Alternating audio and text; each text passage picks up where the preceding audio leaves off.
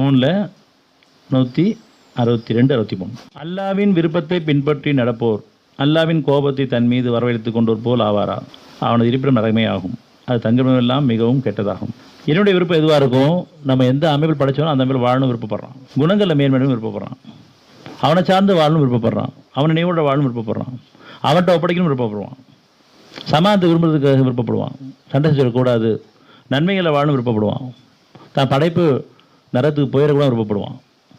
அல்லாவின் விருப்பத்தை பின்பற்றி நடப்போர் அல்லாவின் கோபத்தை தன் மீது வரவழைத்துக் கொண்டோர் போல் ஆவாரா, அவனது இருப்பிடம் நரகமே ஆகும், அது தங்குமிடமெல்லாம் மிகவும் கெட்டது. அதனால் அவன் விருப்பத்தில் வாழ்றது கிடையாது. நம்ம எல்லாம் பொருள் பொருள் பொருள் பொருளச்சைகளையும் மனைச்சைகளையும் மானக்கேடுகளையும் கேளிக்கைகளையும் வேடிக்கையிலையும் தான் நம்முடைய கவனங்கள் போயிட்டுருக்கு, நேரம் போயிட்டுருக்கு.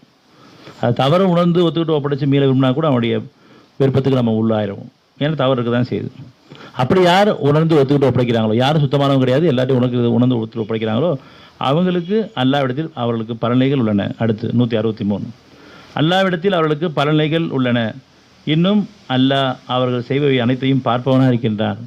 எந்த அளவுக்கு நம்ம தூய்மையை விரும்புகிறோம், மனசில் கூடிய கேடுகளை உணர்ந்து ஒத்துக்கிட்டு ஒப்படைக்கிறோம், மீள விரும்புகிறோம், மற்றவருடைய குறைக்காக நிறைவேற்றுறோம், அவங்க மேலே இறக்கப்படுறோம், அவங்கள்ட்டையும் சமாதானத்தை விரும்புகிறோம், இதெல்லாம் அவங்க கவனிக்கிறாங்க. குணங்களில் யார் உயர்ந்து வராங்க, யார் சமாதானத்தை விரும்புகிறாங்க, இதெல்லாம் எப்போ நடக்குன்னு சொன்னால் இறைவனை ஒருவனை ஏற்றுக்கிட்டவங்க மட்டும்தான். எல்லாம் ஒன்று தான் அப்படின்னு சொல்லிட்டு எல்லா கடவுளும் ஒன்றாக்கிட முடியாது. கடவுள் ஒன்று தான், கடவுள் ஒருத்தர் தான், தெய்வம் ஒன்று தான், இறைவன் ஒருத்தன் தான்.